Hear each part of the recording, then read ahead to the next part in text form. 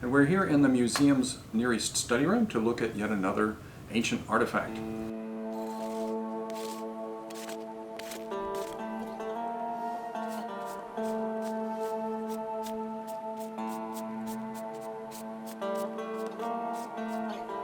I'm with my summer intern. Introduce yourself. I'm Nathaniel Erb. I'm an intern here at the Penn Museum for the summer. I go to Catholic University and I'm studying classical civilizations and anthropology.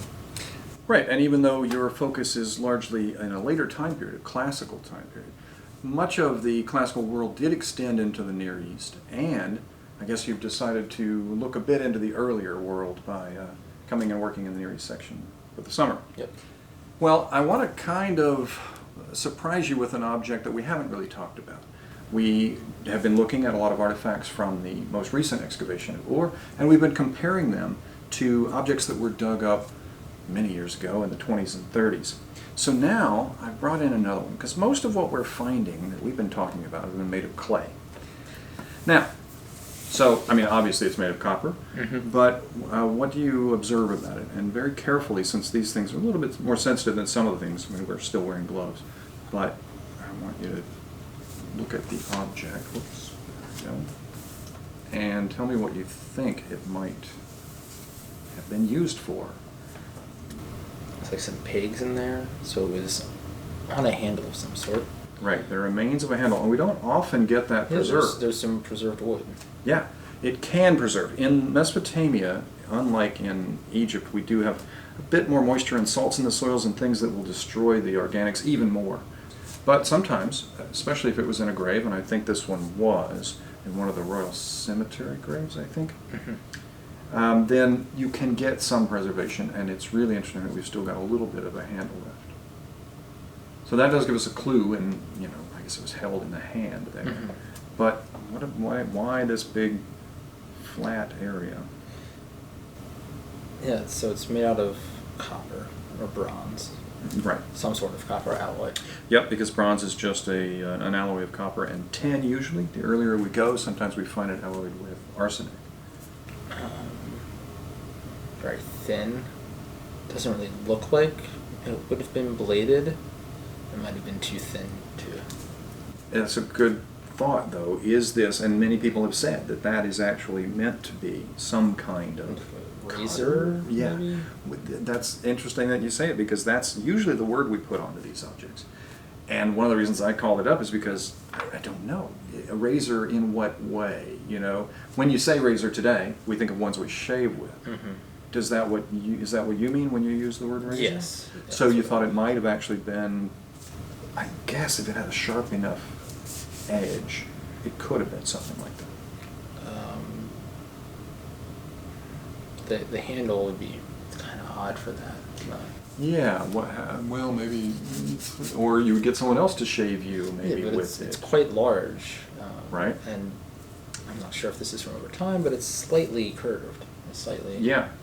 And many of these things are bigger than this, quite a bit bigger. When I looked at the image that we had, the digital image, before I called it up from the study room, I thought it was probably about this big, and yet it's much smaller than I thought. Objects in graves can sometimes tell us something about the person. What were they? Maybe what was their profession? So one of the thoughts about a razor is not necessarily scraping away your beard or facial hair or anything like that, but rather a scraper for a wooden working tool, maybe to get bark off of a tree limb or something like that before you made an actual post. It doesn't look like the handle would be very stout, though, and I wonder would it buckle under the pressure? And that curvature might help if it's against a rounded tree limb or something, They didn't have big trees in Mesopotamia. They did have things like poplars, and those are usually fairly small in their trunks, and they used those for roofing beams, and you can't roof a long space with them because they don't grow very tall and they're not terribly supportive. But I could see it as a woodworking tool. The only other thing I could think of is maybe a mirror. Exactly. Now that's the one that I want to believe in.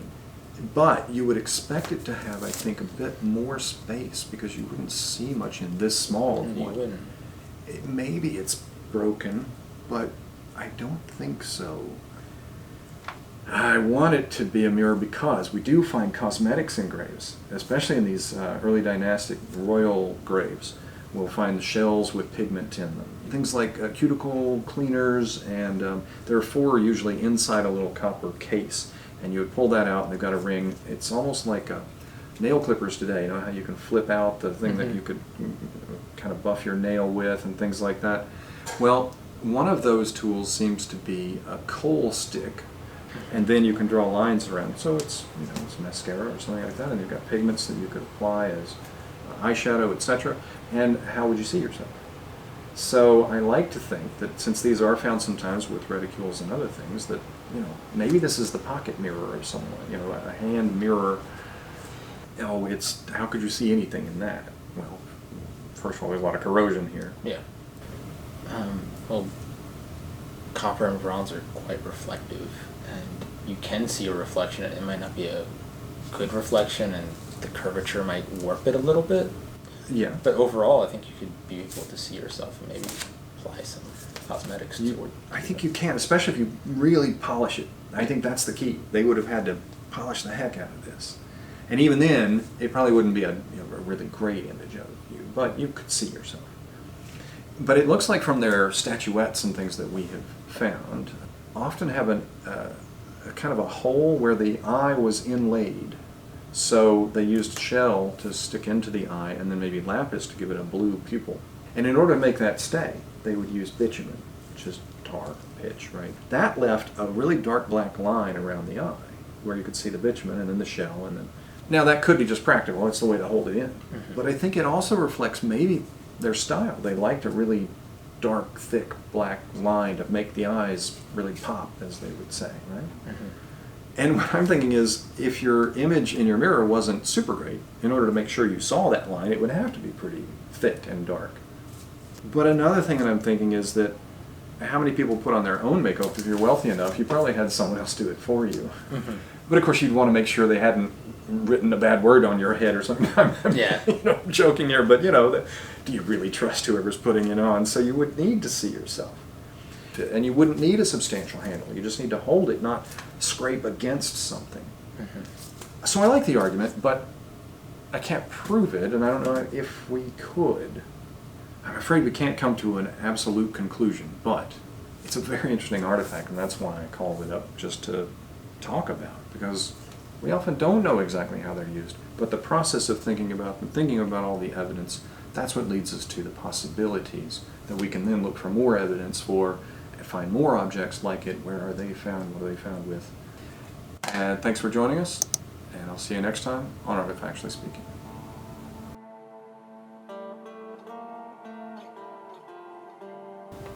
Of course, I'm having trouble opening the box, and I don't want to shake it around too much.